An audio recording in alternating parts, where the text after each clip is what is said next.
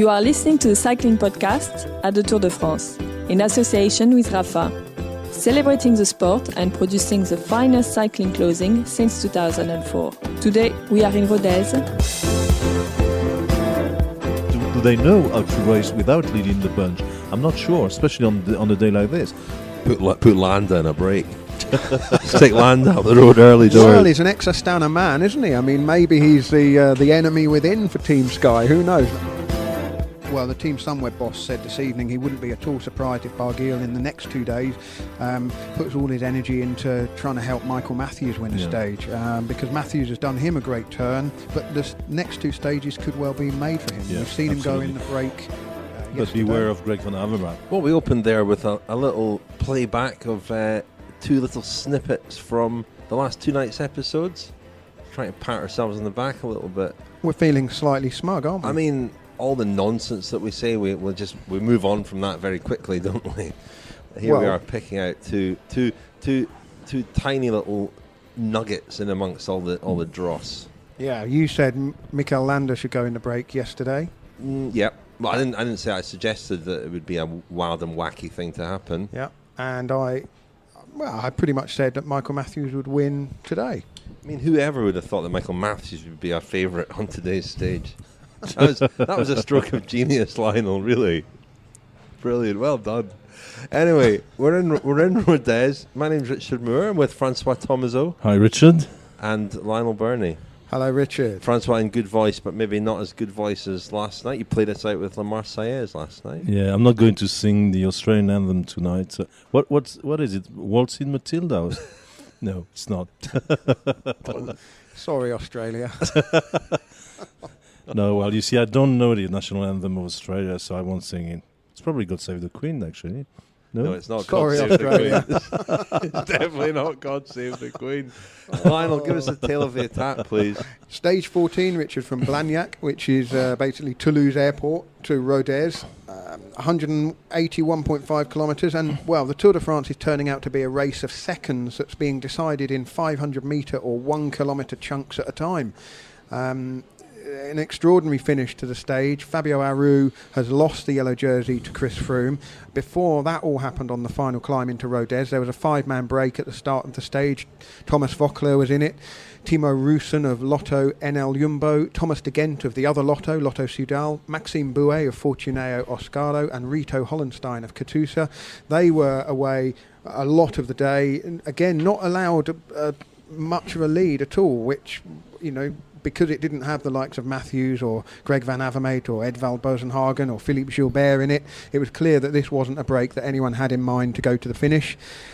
De Gent and Voeckler went clear together on the Côte de Contres, and then De Gent went on his own, and he lasted out front until 12 kilometres to go. There were a few counter moves, but everybody knew it would come down to this final 500-metre climb up to the line. Philippe Gilbert looked really good at one stage, but he'd gone from too far out, clearly. And so it was Michael Matthews, the Australian rider, who's had a mixed bag of a tour so far. But he's given Team Sunweb their second stage win in a row, and with some ease. He had time to sit up and coast over the line. Yeah, a little bit too early, perhaps. Wow. Greg van Avermaet, the Olympic champion, was gaining on him, but not enough. But it was a flamboyant old finish from Michael Matthews, and he was obviously delighted at the finish.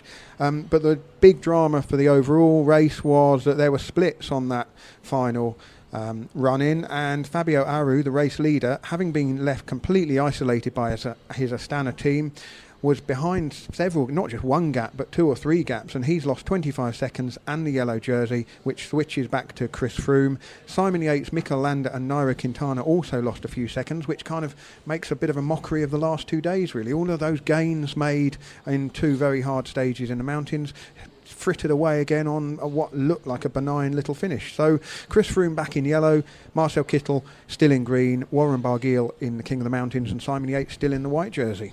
But it was a case of advance Australia fair on the stage, wasn't it? Sorry, Australia. Just to quote the Australian national anthem there, which I've heard many times. I've been in Australia a few times on Australia Day, and you hear it a lot.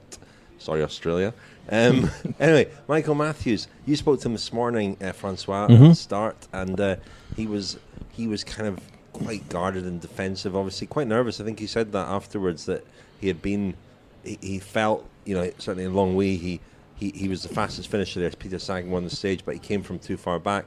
I think he felt a bit of pressure today. Well, apparently, from what he said, the team and Michael Matthews, they had prepared for this stage, that's this very stage, much longer, before the Tour. Matthews even said it was one of the goals of his season. So, oddly enough, they didn't check the course. I mean, there was no recon, because he said the rest of the team actually, rode the same stage 2 years ago for John Degenkolb, while was beaten that day by Greg van Avermaet. But in any case, they knew the finish pretty well. But still, he really insisted that it was a goal for the whole team, that he had really worked on his abilities on this sort of climbs, way ahead of the Tour, and it was obviously with the World Championships in Bergen, it was one of these main goals of the season. So he knew that this morning. It took a while. I mean, there was quite a crowd of journalists waiting for Matthews at the Sunweb bus. He really took his time to come. You could feel the pressure. And in the same time, he said something very interesting. We saw him, oddly enough, in the climbs. I mean, remember he came first at the top of Col de Monte the other day.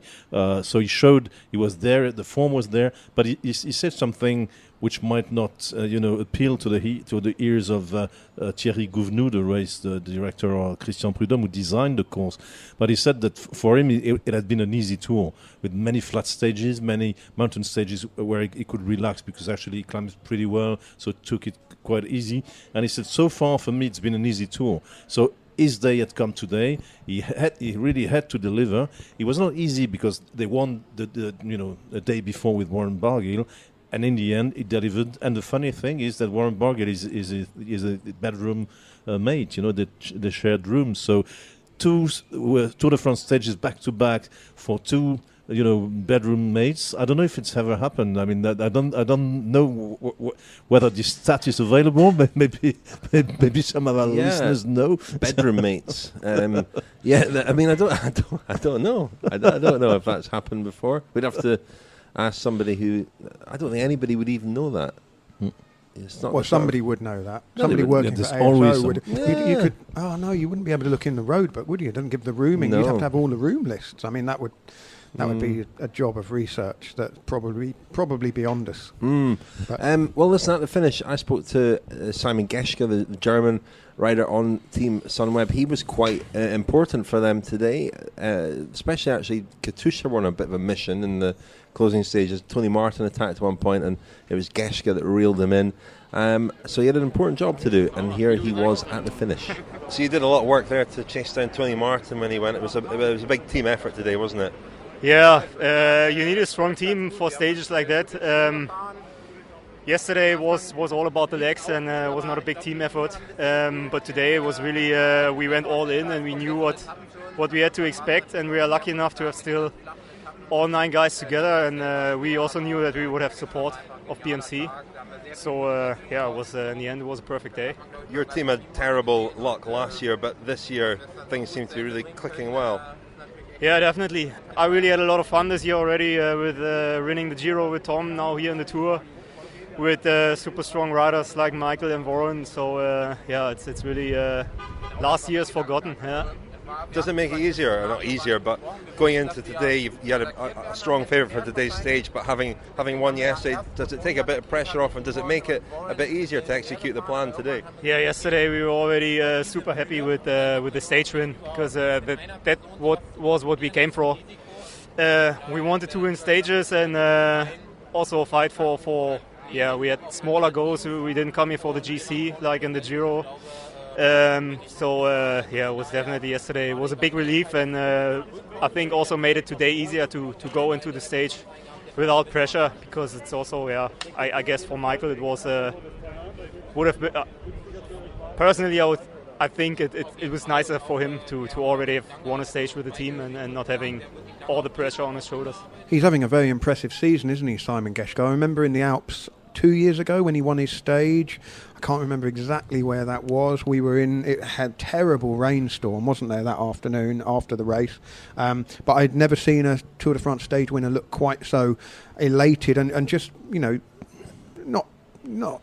He was absolutely delighted. He was crying, wasn't he? He on was. TV? He was. Yeah, you could see exactly what it meant to him, and it meant an awful lot to him. I'm not saying it doesn't mean a lot to all the riders who win a stage, but he was really bowled over by having won that stage.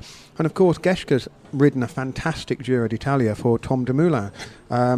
He's almost he's the quiet man of the team, isn't he? Because Laurens ten Dam gets a lot of the kind of the recognition because he's a very recognisable rider. He rides on the front a lot on the climbs, but Geschke does an incredible amount of work for that Geschke team. with his magnificent beard, also very recognisable. Another person I spoke to I've not seen so far on the tour, we were talking about him yesterday, but the general manager Iwan Spekenbrink, who's been running that team since it was Gil Shimano years ago, and it's an interesting team.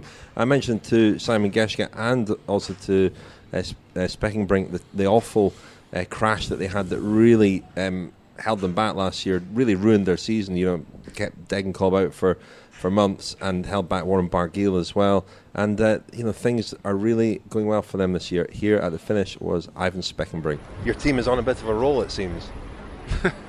Yeah, you have to roll in France for 3 weeks. But no, it's going well. It's good that on different fields, whether it's Wallon Classics, whether it's stage races, the Giro we could do with GC. And here in the Tour, back-to-back, 2 different type of stages with 2 different guys who we appointed to do the final. It's good, and what makes me extremely proud of today is we really crossed this stage. We knew that on the one hand that Michael would be one of the best in the world for this kind of stage, and we also knew that the peloton would not let us go because there's too less interest from other teams to make it a sprint. Unfortunately, there were some teams which made it happen.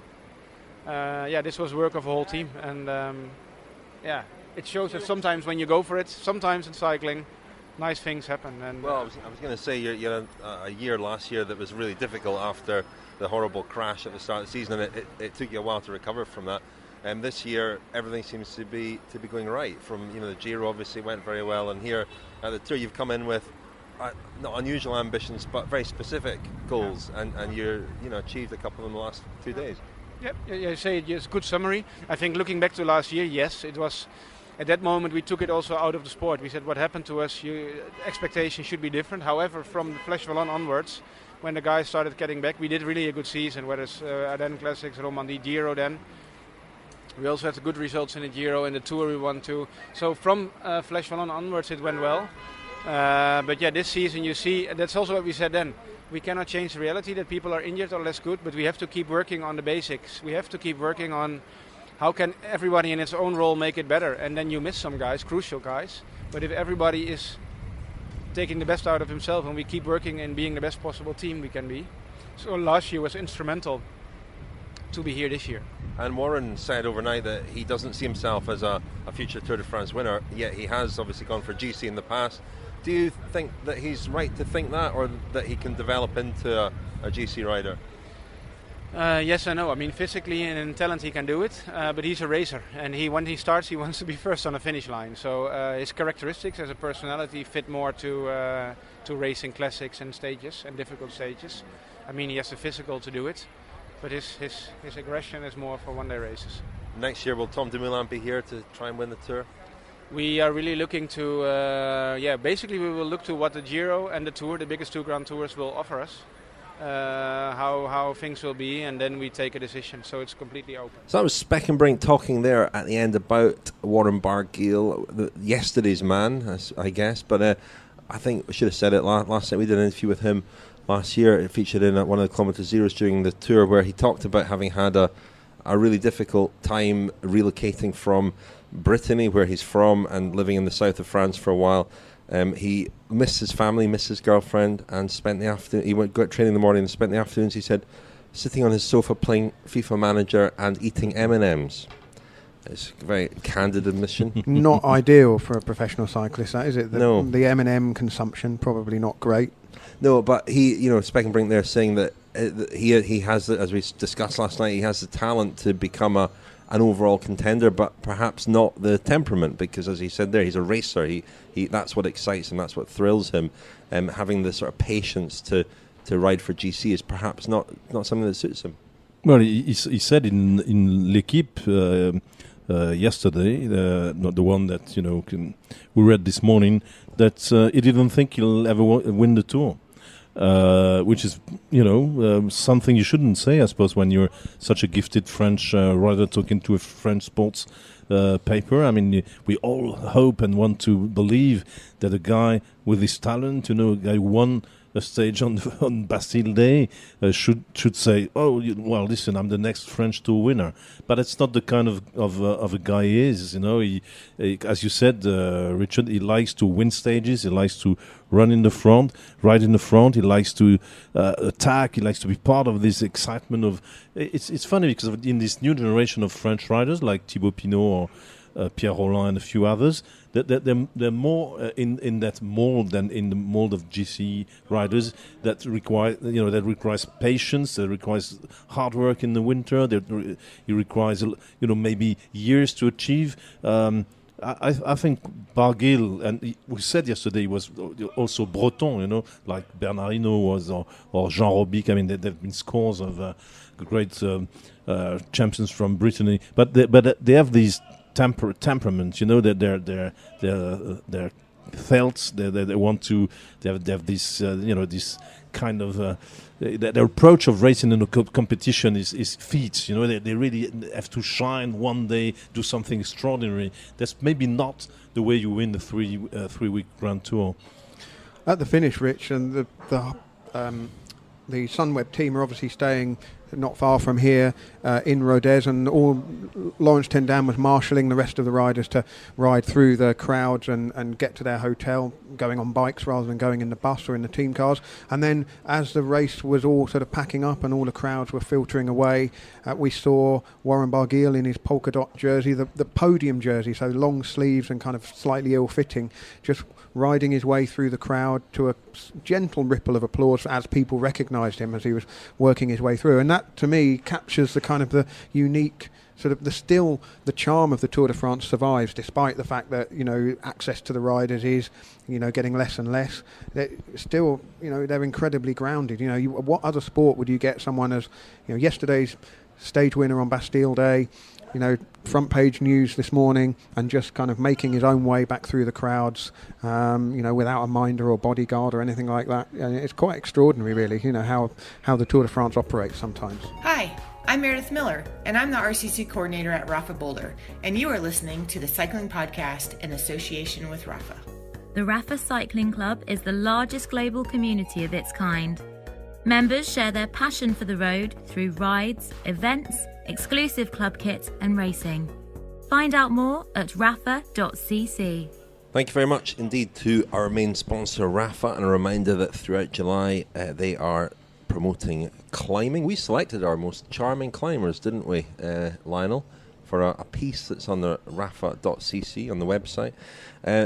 They're also running a Rapha Rising Strava Challenge in July, challenging riders to climb higher than ever with a Strava Elevation Gain Challenge. Join the Rapha Rising Challenge on Strava and begin with the chance of earning a free woven badge, even winning a Rapha travel trip, which I would suggest would be well worth winning.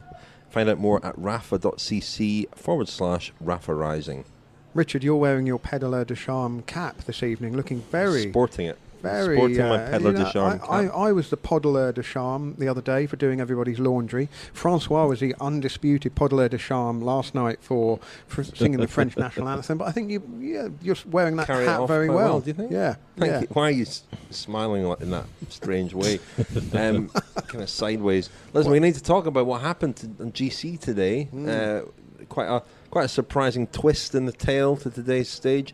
Again, another one that where, like 2 days ago, where it all kind of came down to the last few hundred meters, and a surprise. I think I did hear at the finish that apparently Vasil Kirienka, as he drifted down through the peloton, noticed Fabio Aru was out of position, and radioed that to the team, and it was relayed to Team Sky, who then went to the front, made it pretty hard for some of these splits, and Aru, from being badly positioned, has lost the jersey and lost a significant little chunk of time. As you say, Lionel, more than he lost in perhaps the hardest stage of the tour yesterday. Yeah, and really, I mean, Astana, what were they doing? I mean, it's not been the hardest day ever. It's been raced pretty full on in the final there, and it was technical in a way, I guess, but not, nothing that's unusual. And really, the riders that Astana have, Valgren, Zeitz, Grifko, these are guys that should be okay in this kind of territory. And Aru is a little guy. If he's left on his own, he could be vulnerable. He was clearly in a really poor position, certainly coming into the final 3-4 kilometres around roundabouts and so on. And when you're already in a bad position, it's easy to get yourself into an even worse position as riders are all coming up.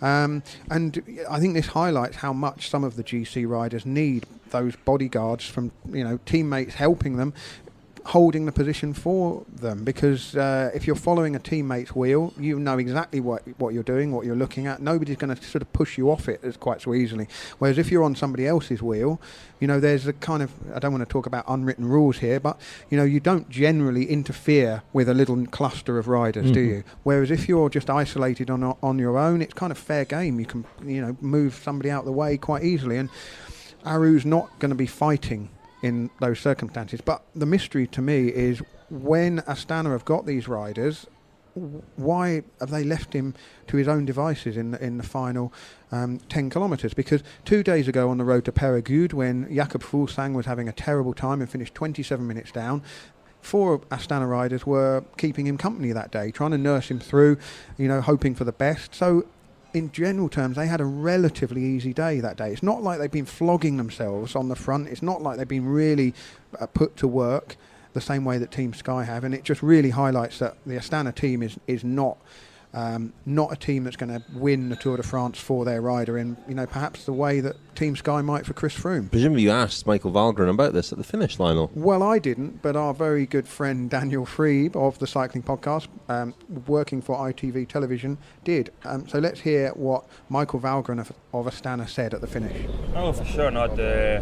I tried to bring him in the front, but it was already too late. We had to be in the front, and we hit that left-hand corner with 5k to go, or forward, I think it was, but they were too far back, and with 3k to go we moved up 10 places, but then with 1.5k to go, the people in front of us, they couldn't stay in the wheel, and there became gaps, and when they're going full gas in the front, you have to go even faster in the back, and sometimes it's just not possible, and therefore we lost the jersey. So the fight had just been too intense in the last 10 kilometres, and it took its toll in the end.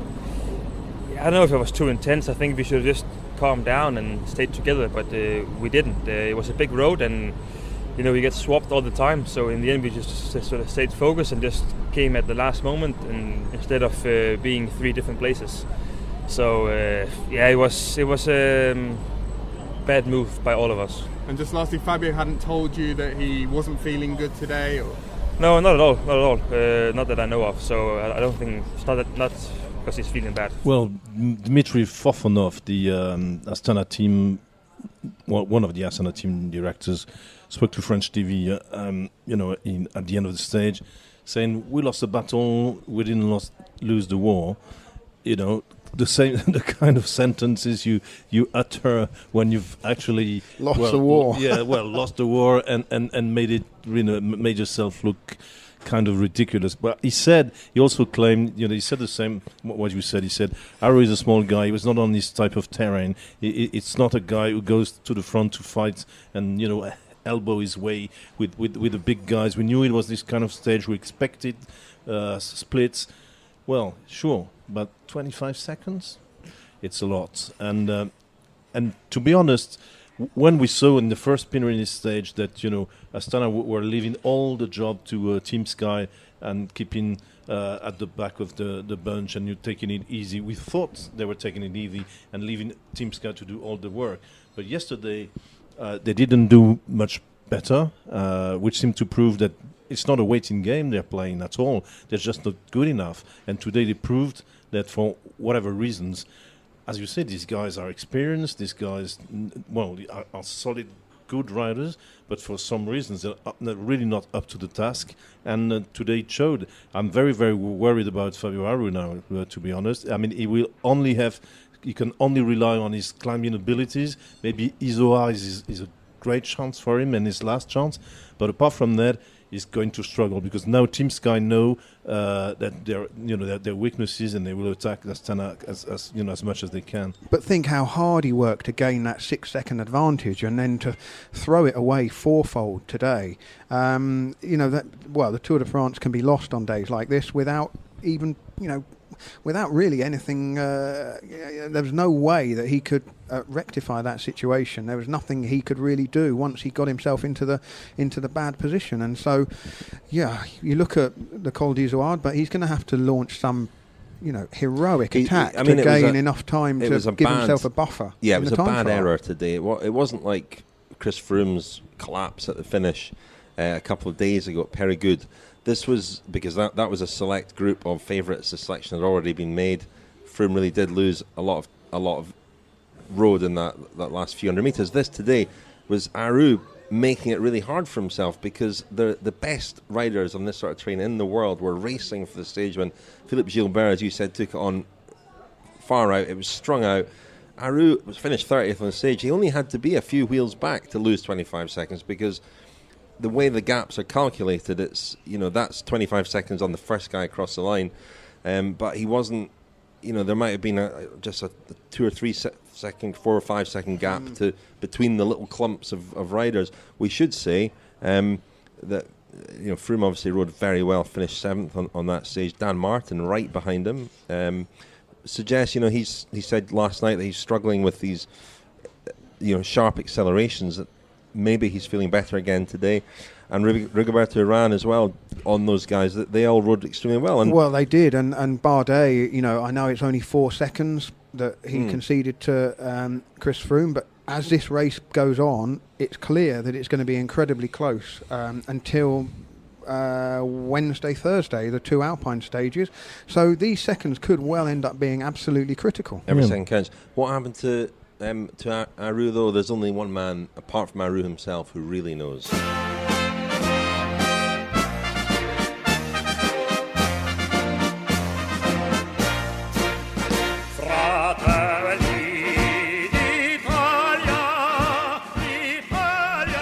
Okay, I've grabbed Ciro. I've hauled him out of the press room for a brief moment because he's a very busy man. Ciro, I must show you this picture that I saw on Twitter that Fabio Aru actually tweeted immediately after the stage. It shows him just after the line, riding along there in his yellow jersey, and who should be right behind him, shadowing him, glued to his back wheel.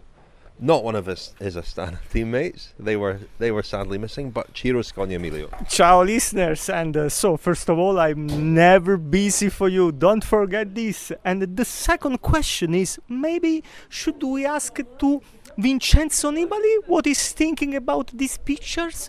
Maybe he could be jealous. Vincenzo, now are you training in San Pellegrino? I'm here in the Tour, but don't worry, I remain your shadow, but in this case I'm obliged to be also the shadow of Fabio Aru. Your loyalties have switched. What happened then to Fabio Aru? You were the first man to speak to him. What happened? Yes, exactly. Yes, he had the first difficult day of his tour because so far his tour has been really amazing.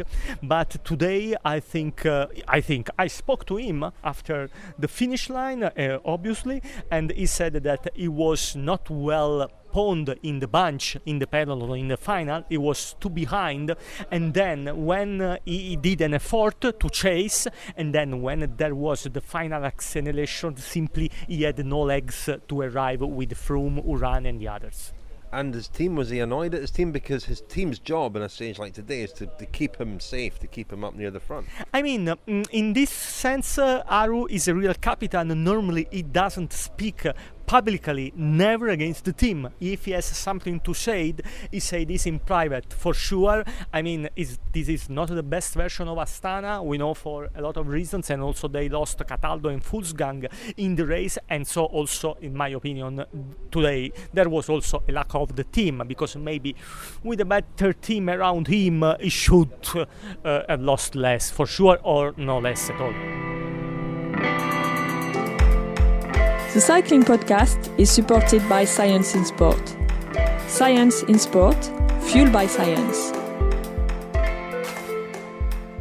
Thank you very much indeed to Science and Sport for sponsoring the cycling podcast. You can, of course, get 20% off all your Science and Sport products at scienceandsport.com with the code CPOD20. CPOD20. So the big winners, apart from Michael Matthews, were Chris Froome and Team Sky. I mean, the one school of thought is that Astana and Aru won't be unhappy to lose the yellow jersey, but I don't buy that at all. Froome is now in a very strong position. Should mention Mikel Landa as well, also shipped a few seconds today. He was 15 seconds down, so he loses 14 to Froome and slips a little bit further away from the challenge that we're all anticipating from him once we get to the Alps. Yeah, but if you see Aru lost time, Barguil lost a little bit of time, Landa lost a little bit of time. The real mountaineers, the guys who were at the forefront in the last couple of days, struggled today. So obviously this finish was not for them. And Chris Froome is probably a more versatile rider than this type of riders, and he managed to take advantage of the situation today. The funny thing is, but we knew that before the start of the Tour, and even Chris Froome, when he was asked at the press conference what was the reason for these constant changes of forms and jerseys, he said the route. We knew from the start that the route, the way it was designed, does not really favor time trial specialists. It doesn't really favor climbers. It's a tour for all-rounders. And Chris Froome reminded us that it said before the tour it was his biggest challenge because, once again, not anybody could win that. But maybe today we saw that, Bardet, Landa, all these guys we thought were strong and informed, they have their weaknesses too. And maybe the guy who will win the tour in the end is the rider with the fewest flaws. That's probably the case. The rider who, when you look at the form he's in, the rider who might be the greatest, have been the greatest threat had he not crashed, Dan Martin. He's just been riding exceptionally well. Obviously, was he second at Longwy to Peter Sagan, and then a stage like today was good for him again. Might have been top three without the injuries that he's carrying. At the finish, I spoke to, for the second day in a row actually, Dave Brailsford. Must apologise, there was a little bit of a glitch last night with the audio. The slowed him down. That wasn't deliberate. Slowed him down a bit, gave him a sort of comedy voice towards the end of his interview. So apologies for that. Anyway, here he was. So today we're going to speed him up today. Here he is. Understand it was Kirienka tipped off the rest of the team when he was dropping back down that Aru was badly positioned. Is that what you understand as well? I don't know about that. I think they communicate well, shall we say. They're good communicators, that's for sure. And the bottom line is, this morning, the aim was to get Chris into the foot of that climb with Kwiatkowski and work back from there. And to work back from there, you have to be at 5k to go. You need to be right in the front. It comes into that little built-up area, and if you're in the front there, not many people are going to come around you really. So that was the goal, and so that's why Kiri rode. That's why we chased when we did. It was kind of like to make sure that eventually they could drop Kwiato off with Chris, and he's such a all-rounder. He's probably the best. I was going to say the best general rider here. That's probably Chris at the minute, though, isn't it? But you know what I mean. He can do everything, and he's having a fantastic tour. And the contribution he's making, as well as everybody else, is brilliant. But he dropped him off exactly at the right place. And then we knew from last time it was about a minute and 4 seconds last time they rode up here, and we knew kind of what kind of effort that would be, and watched it over and over again this morning, just to remind ourselves how the splits occurred last time. So I think I think a good bit of homework and very well executed by the lads. And so Chris is back in yellow. How are things with Mikel? Was he happy with yesterday's stage? Yeah, I think a lot's been made about it. Obviously, there's a lot of speculation and discussion, which is all part of the fun, I guess. But we were happy. I think if you'd have sat in our team meeting in the morning yesterday and looked at the kind of plan and how we had it all mapped out, I think maybe some of the speculation wouldn't have been as rife, maybe. They're good guys, and I think the thing about Mikel is he's come in to the race with a very clear understanding where he's at, what his role is. Same with Chris, and I think there's a lot of respect there, to be honest. And there's not. I've got a little bit of experience, shall we say, with challenging scenarios like that, and you kind of feel it, and I think I'd sense it if there was any issue or any problem, and there's not. And of course, every guy who's at that level is always going to have they're winners. They're going to think about themselves and their self-sacrifice and what's in it for me. And it's just normal. That's part of our sport. But I think when there's a bit of angst or there's a bit of needle comes into the situation, you can sense that as well. And I just don't sense that at all. And I genuinely think if a racing opportunity came, and that meant that we could use Mikel tactically, and it benefits him and it benefited the team, and he ended up everybody be happy. So there's no, for the time being anyway, it's a great situation to be in. So that was Dave Brailsford playing down any idea that there might be some media speculation about the friction between Landa and Froome. We're just whipping that up, aren't we? Just a bit of fun. Well, yeah, but then you look at what happens today, and yesterday we were talking about, if it had gone slightly differently, he could have been in the yellow jersey, and today, he's given back another 14 or 15 seconds. It's an incredible tour, this. I mean, you really don't know what's going to happen next, or everything you think may well turn out not to be true. Or we might get to the two big Alpine stages, and then it becomes a race between the climbers that we're expecting. But who knows? I mean, Richard, you were saying about people who we would expect to do quite well in terms of sort of, enduring their way round France. I think Rigoberto Urán is looking fantastic. I mean, that's right. He could well, and he's a good time trialist as well. He could well be the biggest threat to Chris Froome by the finish. Said that last night. I mean, exactly, that's what. But what I mean is today, you wouldn't necessarily think, but he's right there on the wheel. Whereas Bardet loses that little bit of time, and others lose a little bit of time. Yeah. Once again, the finale today was more for Urán than for Bardet anyway. But it's true that this tour is kind of a riddle. What do you make of tomorrow's stage? I mean, we have you see Rodez, Le Puy-en-Velay, you think, not boring stage. When actually there are two first category climbs. And one of them... Well, it's your turn to call it for tomorrow, Francois. I have absolutely no idea.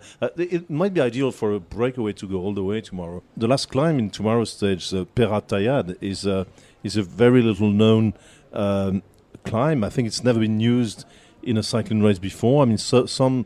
cyclotourists and some amateurs have gone there and say it's very, very tough. There is kind of a wall, the wall of Saint-Bévin, the 4 kilometer kind of wall in the middle of it. It used to be a kind of goat's path, a clay, very little clay trail in the mountain. So it's an intriguing climb. At least it'll be probably very nice to watch, but we don't know exactly what. It's a little bit far away from the finish. I think it's 31 k's from the finish, and the descent is supposed to be not too hard. But what kind of riders are going to perform well in that type of stages? Mikel Landa. It's 14% in the middle. Yeah, steep and 8 kilometers long. So it'll be a tough climb. But not only that, the rest of it goes through the Cevennes, doesn't it? Which is always twisty, turny, up and down, very little flat road at all. So it will be a tough day. And if they race it or somebody dangerous gets away, it could be an extremely tough day, and we might see somebody get caught out. But I'm kind of giving up. Apart from the flat stages where Marcel Kittel is going to win all of them, anything could happen. Who's going to win tomorrow then, Francois? Give us a name. Yeah, I really think there's going to be a breakaway. How about? I mean, I see the BMC without. They lost today with Greg. Greg Van Avermaet was second. They had Alessandro De Marchi in a break yesterday. They had Damiano Caruso. Tried, various attempts. I wouldn't be surprised if a BMC rider goes in the break. And how about? Well, it'll be Caruso or De Marchi, I think. So let's go for De Marchi. Wow, that's a left field shout. That, but we should say, if that comes true, then the beers are on you tomorrow evening. I'll sing the Italian anthem if it's. Steve Cummings, perhaps could be one for him. That's Who knows? Right. He had a little goal the other day. I'm sure this is one that he fancies. I noticed as well he slipped. He got dropped quite early today with Marcel Kittel which could have been a strategic move on his part. Who knows? Let's see. Anyway, we should wrap things up for tonight. We've got to go and have a very nice meal tonight, I think. I'm in Rodez. Looking forward to that. We'll report back tomorrow. Thank you, Lionel. Thank you, Richard. Thank you, Francois. Thank you, Richard.